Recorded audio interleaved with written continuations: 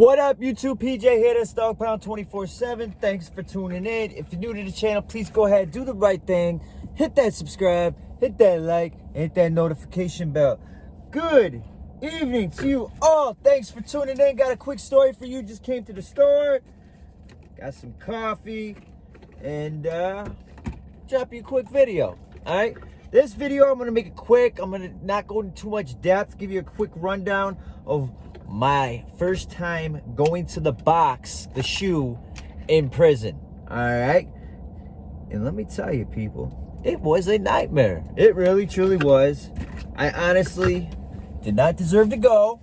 All right. I really didn't. And that's the God's honest truth. It was horrific. And I can't find a lighter. Oh, there it is. Excuse me. So anyway, I was currently doing a, six-year bid, and I was at this time 30 months to my earliest release date.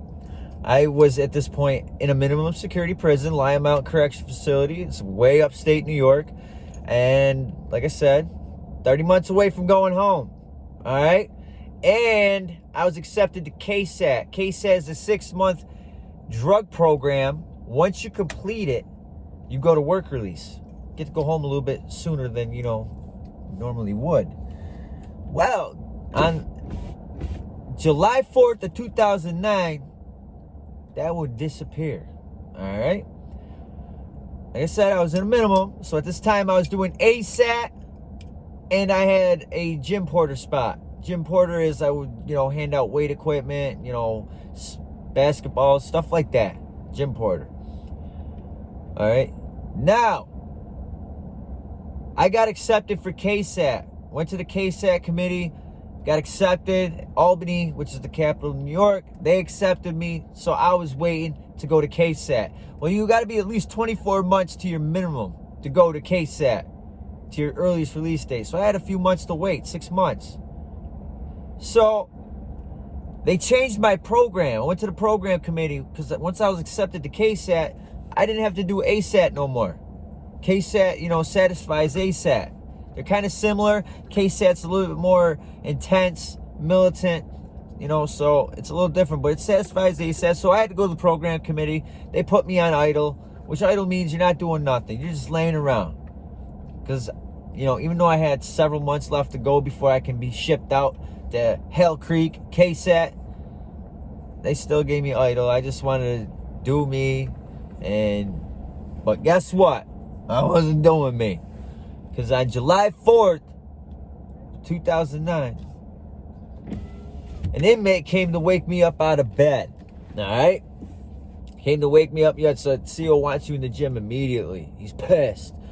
So I get dressed, get stated down, and I go to the gym. Right? Get to the gym. He's barking at me, screaming. I mean screaming. Why aren't you at your post? I'm trying to explain this to him. He ain't even trying to hear me. All right? I'm trying to politely, respectfully tell him, listen, the Rex civilian lady told me not, come in for the rest of the week because I went to the program committee and my program was going to change. Typically, you would finish out the remaining of the week if you, with what the lady said it's filled. Don't worry about it. You're good to go. You don't have to come in. But she was just going to let me rock out. But guess what? She forgot to take me off the schedule in the gym. So the corrections officer, that was the, and his post was the gym that day. Seen I was on the schedule still, and he was pissed. Thought I was feeding him a bunch of bullshit, that I was lying to him. What he should have done is he should have made a phone call to check up on the matter. Instead, he's accusing me of fucking lying to him. Excuse my French, but the more I think of this, the more pissed off I get. Because this corrections officer was so goddamn unprofessional. Because in his eyes, every convict, every inmate is a scumbag. Alright, that's that type of CO. He looks at the dudes, people in green, as scumbags. So, I go to my post, I start handing out some stuff, this, that, and the third, and he must have seen me talking to somebody, because I was pissed. And he must have seen it. He didn't like it. He probably thought I was talking shit about him. So he called me back over. You got a problem? Blah, blah. No, I'm just upset that you pretty much calling me a liar, and you're not trying to listen to me. I was being respectful to you, and you ain't trying to hear me. Well, he didn't like me saying that. So what he did was next, got on the phone, said, I got one coming down. I knew what time it was. It was go time. Yeah, it was go time. At that point, I knew I was out of the prison. And, because listen, when they tell you, I got one coming down, it's a wrap for you. It really is. So, they take me out. He takes me out into the hallway. Like, not the hallway, the foyer. It's like a little foyer room before he gets to the hallway, between the two double doors. Takes me there, puts me on the wall, pats me down. Cuffs me behind the back. So, get out in the hallway, hang a right, he says. We're heading to the stairs. We're going to the stairs that no inmates can use. Staff only. Corrections officers only. Staff only. The other end of the hallway, opposite end, is inmate stairs to get from floor to floor. Lower, upper, whatever. Well, you go down the first flight of stairs, about 5 steps. I get down there. As soon as I turn the corner to the next 15 stairs, took me back by the neck, bam, threw me down the damn stairs. Threw me down the stairs. He was down after me, putting the boots to me, putting the fists to me. Like, he's lacing me up. Lacing me up. So, I couldn't take it no more. I'm trying to curl in a corner, as best as I can, hide my face. So, I knew he was leaning over me. He's using his weight towards me, right? So, I put my legs in between. I had one leg in between his legs, and the one other leg was the outer of his leg. So what I did was I used his weight to my advantage, and I just hooked him, swung him right into the wall. His head bounced off the wall. He started leaking everywhere. And at that point of that decision, I know once you assault an officer, it's a wrap. But at that moment, I already knew I was fucked. Excuse my French, but I already knew I was fucked. When they're putting the beats to you, you're getting a fucked up ticket, and you're fucked anyway. So I said, fuck it. I made that decision, dude. This dude's fucking me up. So I threw him in the wall. Supposedly he ended up losing a tooth. I don't know that. I didn't see it. I don't know how true it is, because his face bounced off the brick wall. It was like a cinder block brick wall. This minimum security prison that I was in is an old school building from back in like the 80s, 70s era. So it's an old school building. They turned it into a minimum security prison. So after that happened, I felt that he must have pulled the pin on his walkie. The pin, as soon as you pull that sends help, whatever. That door swung open. They dragged me in, and it wasn't over. They started beating the shit out of me. Another set of COs, 3 or 4. A sergeant was involved. They were putting it to me, right? Mind you, this was probably lasted about a minute. This felt like an eternity. All right, I was twisted. I was twisted. They fucked me up. And this whole time I'm talking shit. I was calling them bitches, pussy. This is how you fuckers roll. You faggots uncuff me. I was, whatever. Excuse me. I didn't mean, don't take that offended, the fag word. I'm not going to lie. I remember it like it was yesterday. I just went in. I'm not trying to offend nobody. That's how I'm trying to do. I'm just keeping shit real. How I was acting at that time. I mean, I was my life. They were putting it to me. Because I'm the type to always, But, yeah, it stopped eventually. So after it stopped, they shoved me into this room, right? Shoved me into this room. And I sat there for about 2 hours. Stressing. Knowing my case hat's out the window, my work release is out the window.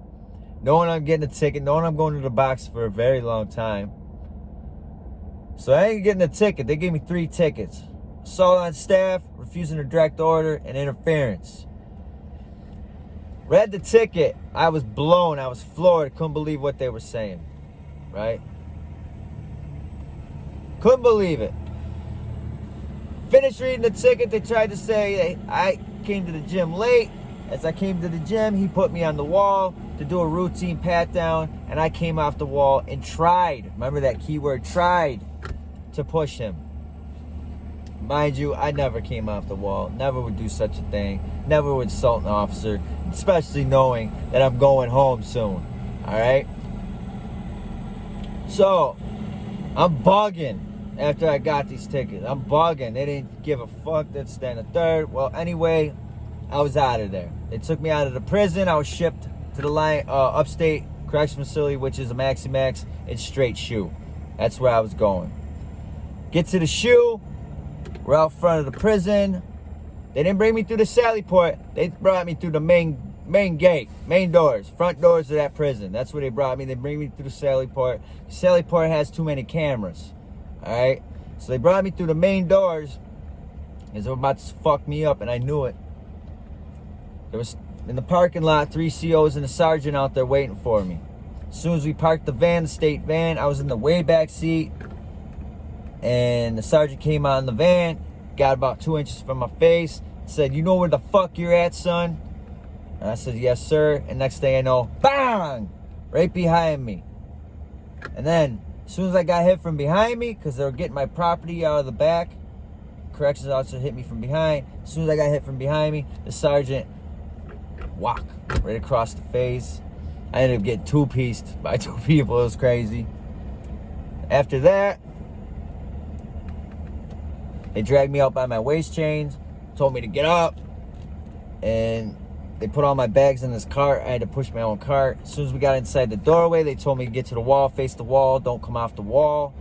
But about, I don't know, 30 seconds later, they told me to turn so they could take the little black box off my cuffs. Little black box is what they put over your cuffs so you can't pick the lock.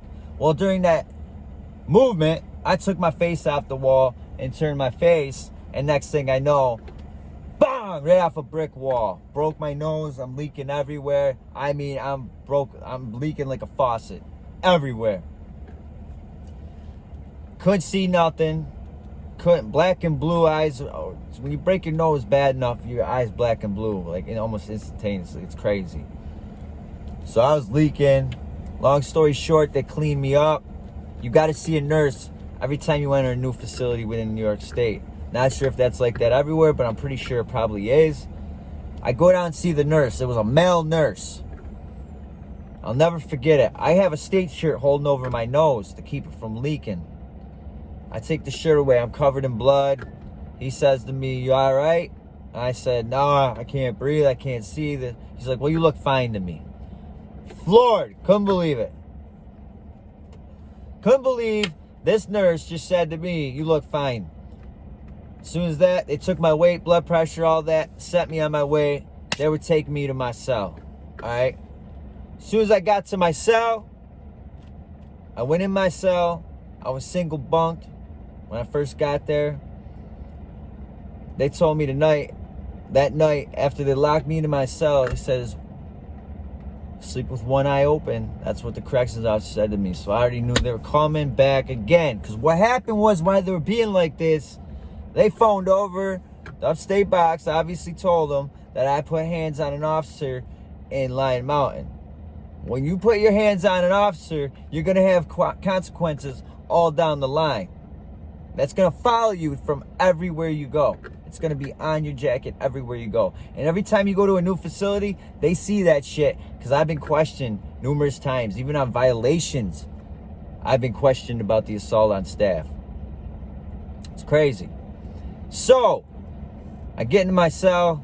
Long story short, they never came back. All right? Never came back. Left it alone. I go to my ticket hearing within a week. But before that, I was sending out letters, right? Never heard anything back from nobody, from none of my family. I didn't get no mail forwarded, nothing. So next thing I know, I go to my ticket hearing a week later. They postpone it, saying the lieutenant, the hearing officer, couldn't make it. I came to the conclusion that they're doing this so I heal up. They're doing this so I heal up. They want me to heal up. So, next thing I know, I get a letter forwarded from my mother, or not forwarded, but get to me, asking why she hasn't heard from me. And I've been writing them since the day I got there. That night I sent a letter out. Never received it. They weren't letting my mail go out. That's dead to everything I love. They were not sending my mail out. So what I did was I fished over a letter. The neighbor next to me said I could send a letter out in his name to get to my people. He knew the whole situation. He was cool with it. Next thing I know, come to find out, my mom drove all the way up there 6 hours to come see my ass because she was pissed about what happened with me. And you know what? When she came there, they said I refused my visit.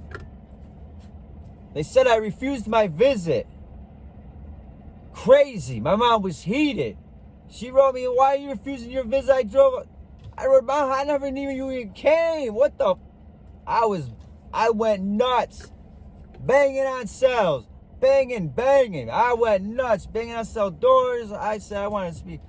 Yo, they have nothing logged. They have nothing, right? So I ended up going to my ticket hearing. Long story short, I was filing for that. I put grievances in over all this. Nothing went through. They covered every track of theirs. They had it all covered up, right? Everything. But next time, this is for future ref, for somebody that might be into something similar to this. If they're saying you're refusing your visit, and they think something's wrong with you, your people get a letter from you saying they fucked you up in there, you go get the state police of your state. You go get the state police. They will go to the prison to make sure you're all right. They have to do that, at least in New York State.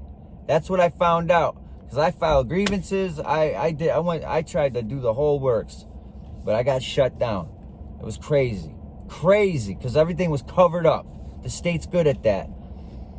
So anyway, I ended up going to my ticket hearing a week later, found not guilty because the hearing officer knew I didn't put hands on him, because I called the CO that put hands on me the first time as one of my witnesses. And he read word for word what he wrote in that ticket, saying, but he fucked up on one part. In the ticket, he said that I tried to push him. But in the hearing, he just said that I pushed him. I said, object right there in my hearing. And I said, did I try to push you or did I push you? Because in the ticket, you said I tried to push you. And then that was one fuck up on his part. And then afterwards, I told the hearing officer, I said, listen, I am like a model inmate. I have had tickets, but nothing serious. I'm going home. I have no violence on my record. Nothing like that. Come on, do you really think I'm putting hands on an officer? And I told him the whole story of what happened, why he flipped out. Not guilty, but they gave me 30 days in the box for refusing a direct order. That was it. They had to, because they wanted me to make sure I was fully healed. So that's how that went down. So long story short, I did 30 days in the box. I got sent to a max from there. I went to Clinton because my classification went up regardless if I was found not guilty or not. Went to Clinton for 8 months, fought, got my KSAT back, ended up going to work release, and that's how that ended. But mind you, shit is real in prison. That was crazy shit I went through. It was horrible. And like I said, that will follow you everywhere you go. And it almost, in another facility, ended up a bad situation because the CO said, oh, we should fuck this dude up. He wants to put hands on staff. But it never happened. But they will taunt you with shit like that once they see that on your jacket. When you go to different prisons, it's crazy. So be mindful about putting hands on a CO or, getting yourself in that kind of situation. Sometimes it just happens because COs, they will write tickets like that. They do it all the time. They are crooked as hell. And that's everything I love. All right. Them COs up there, they play dirty. They really do. So don't forget that. Just stay quiet and you won't have too many problems, hopefully, Who knows? Don't want to promise you, but I'm going to end with that. We're at almost the 20-minute mark. Hope you guys don't mind, but I'm going to end with that. Got to get home, eat some dinner, and relax. Well, you guys know how it is. Please, if you haven't already, hit that subscribe. Hit it, please. Thank you. hit that like, hit that notification bell. Also, you know how it is, people. Stay free, safe, and corona free. See ya!